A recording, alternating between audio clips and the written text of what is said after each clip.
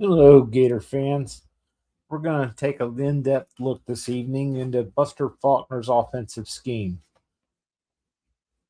By the way, welcome to our first show. This is our first show here at Gator Chomp Talk.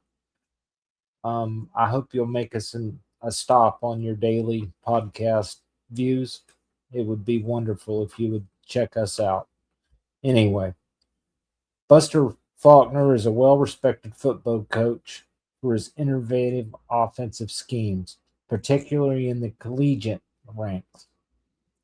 Over his coaching career, Faulkner has developed a reputation for designing high powered, adaptable offenses that consistently produce impressive results. I'm going to give you an overview of the concept, philosophies, and characteristics of Buster Faulkner's offensive scheme. The core philosophy is tempo based play. Faulkner's offenses utilize up tempo pacing, aiming to keep defenses off balance and capitalize on mismatches before the defenses can adjust. He runs a balanced attack. While the scheme can be pass heavy, which we like in Gatorland, Faulkner values balance, effectively mixing the run and pass to keep defenses guessing. He runs multiple formations. He frequently employs a variety of formations, including traditional sets, spread looks, and creative alignments to exploit defensive weaknesses. The passing game concepts are emphasis on quick throws, slants, outs, and screens to get the ball into your playmaker's hands and neutralize the pass rush pressure. Vertical threats, office features, vertical routes, and deep shots to stretch the field and create explosive plays. He also uses quite a bit of RPOs. Incorporation of RPOs allow the quarterback to read the defense and choose between a run and quick pass based on the defensive alignment.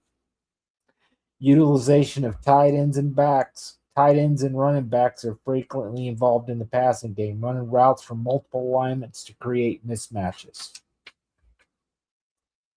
The running game side of things, he runs zone and gap schemes, the use of both zone inside, outside, and gap, power counter, blocking schemes to provide versatility and unpredictability.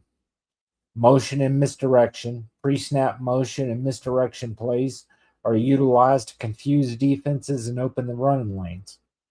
Quarterback runs, depending on personnel, design quarterback runs and options are occasionally integrated to add other dimensions.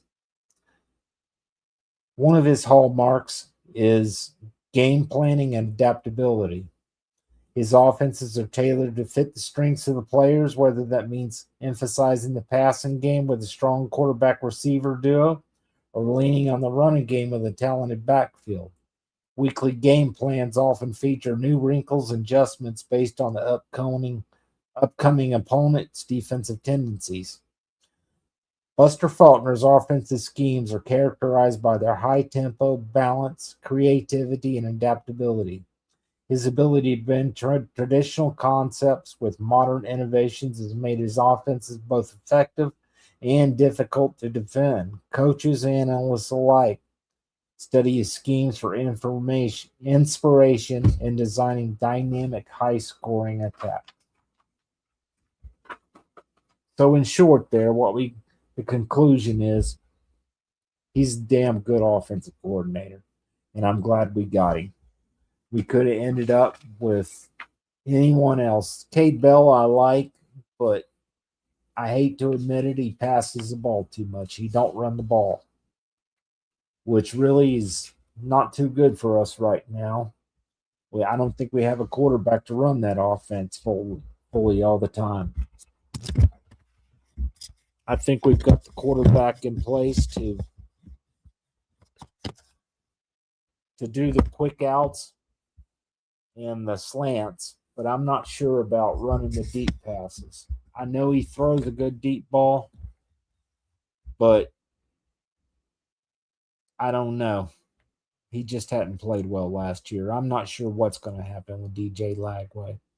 If y'all want to write in and let me know, we're at Gator Chomp Talk at gmail.com. You can drop me a line, a message. Like and subscribe and drop it in the chat. I'd love to see what people are saying here. You can start a conversation in the studio chat and I'll see it later.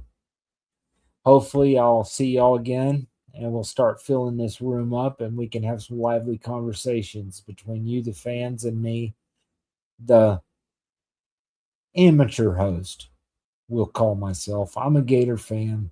I've been a Gator fan since I was 4 years old. It's the first team I rooted for. Didn't even know what I was watching, but I knew my granddad was watching the Gator football, and so I joined right in. I was watching Pell plays when I was a little kid. I watched Charlie Pell, Galen Hall, Gary Darnell during our year when Galen Hall got fired. That was one of the worst years I'll ever remember. It was horrible. We don't want to go through that again. This year was bad enough, but I think that year was worse. We had Emmitt Smith. It was his final year at Florida. And Emmitt Smith, even though he broke 1,000 yards again, like he did pretty much every year he was here, everybody and their brother knew what he was going to run, and they stacked the box so much that it was almost impossible, but he still broke tackles and got yards. But when your offense ain't doing much but punting, which is what happened a lot, the drives would stall and we'd end up punting. It puts pressure on the defense, even though we had top 10 ranked defenses every year back then. And then I lived through the Spurrier years. That was the funnest time of my life. I loved it. I loved every bit of it. Anyway, come on and join us again. I think next time I'll be talking about Brad White's defense, and we'll get a little bit more information on Coach Summerall. That way we can have it all rounded out, and then we'll start looking into the coaching hires as they come in.